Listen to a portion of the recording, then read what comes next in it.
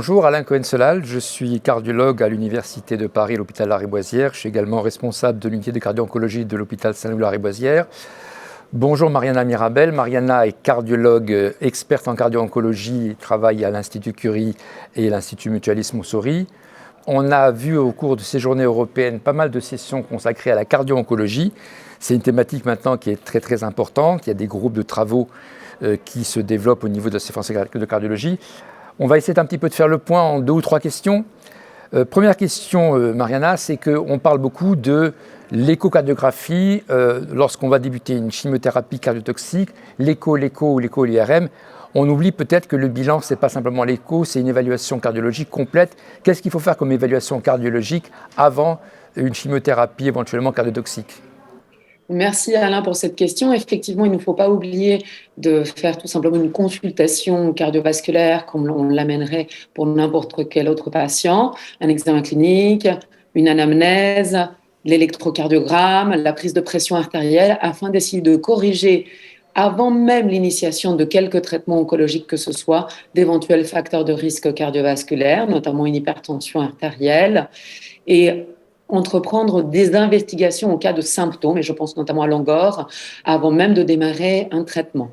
Sur une évaluation complète, fonction effectivement des facteurs de risque, du bilan, la pression, la fréquence, comme tu l'as dit, le taux d'hémoglobine. Et je crois que la Société européenne de cardiologie a fait des recommandations avec des scores de risque. On n'en est pas encore là, mais en fonction du terrain, c'est bien ça, hein ? Oui, tout à fait. Deuxième point important, Mariana, c'est effectivement, on aime bien les choses bien cadrées. Les chimiothérapies les plus fréquemment toxiques, tu l'as dit, ce sont les anthracyclines et le trastuzumab. Pour qu'on ait les idées à peu près claires, à partir de quel chiffre ou de quelle périodicité un cardiologue doit-il réaliser une évaluation cardiologique à un patient qui reçoit des anthracyclines ou qui reçoit du trastuzumab ? Alors, il faut une évaluation préthérapeutique, bien évidemment. La toxicité des anthracyclines est essentiellement dose totale cumulée dépendante. Donc, il faut revoir les patients en consultation couplée à l'échocardiographie après une dose totale cumulée de doxorubicine 250 mg par mètre carré ou épirubicine 600 mg par mètre carré. Dans les 2 mois, préférentiellement dans le mois qui suit la fin de cette dose totale cumulée.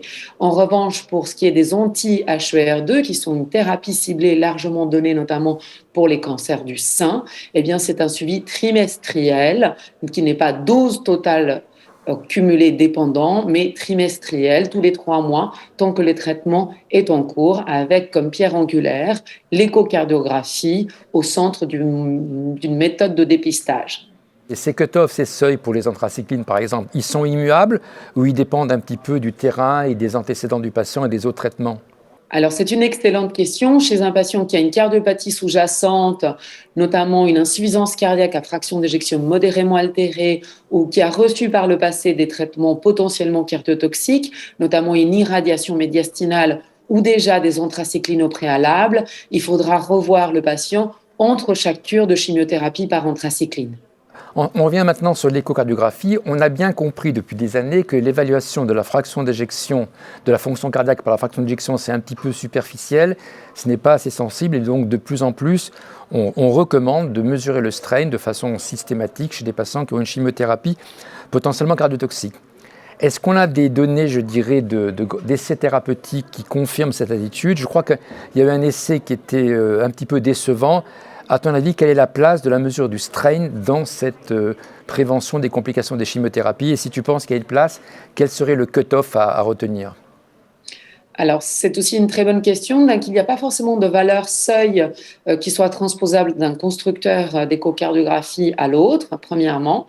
Deuxièmement, le strain global longitudinal, lorsqu'il est abaissé et confirmé par une deuxième mesure 2 à 3 semaines après la première mesure où elle était abaissée chez un patient qui est hémodynamiquement stable, c'est-à-dire en euvolémie et normotendue, est probablement un marqueur de cardiotoxicité précoce. Toute la question question est de que faut-il faire de cette cardiotoxicité très précoce avant la baisse éventuelle d'une FEVG. Eh bien, pour l'instant, les données de la littérature nous incitent à surveiller de façon un peu plus rapprochée ces patients sans forcément introduire un traitement cardioprotecteur par inhibiteur de l'enzyme de conversion ou bêta-bloqueur, tout simplement le surveiller. En revanche, si on a une baisse du strain global longitudinal confirmée et une élévation de la troponine, peut-être qu'on aurait davantage d'arguments pour initier un traitement. Mais pour l'instant, on n'a pas suffisamment de preuves. Ce sont des patients qu'il ne faut surtout pas perdre de vue. Pour terminer, moi je suis un petit peu inquiet devant cette explosion de nouveaux médicaments anticancéreux. Il y en a partout, dans les immunothérapies, dans les anthracyclines, des médicaments qui peuvent donner de la fibrillation auriculaire, des médicaments qui donnent de l'HTAP. Bon, le cardiologue peut être un petit peu perdu là-dessus. Comment tu vois l'articulation entre un cardiologue en activité libérale, un service d'oncologie et peut-être un cardiologue référent? Comment est-ce que tu vois les choses? Je pense qu'on a tout à gagner à faciliter le dialogue ville-hôpital et que le cardiologue non spécialisé en cardio-oncologie puisse avoir dans son agenda de correspondants pour des actes d'expertise aussi un cardio-oncologue de sa région pour des avis d'expertise, la possibilité aussi éventuellement de se référer à une réunion de concertation pluridisciplinaire. Je pense que le rôle de la cardiologie libérale est fondamental pour l'accès aux soins de ces patients pris en charge pour un cancer. Il faut juste faciliter le dialogue, être à l'écoute et pouvoir donner des avis simples. Merci beaucoup Mariana. Écoutez, Mariana Mirabel, moi-même et le groupe de travail de cardio-oncologie de la SFC vous donnent rendez-vous si vous êtes intéressé au congrès Cœur et Cancer qui aura lieu à Marseille. On espère vous retrouver tous et vous pourrez avoir toutes les questions et les réponses que vous voulez sur la cardio-oncologie. Merci Mariana. Merci.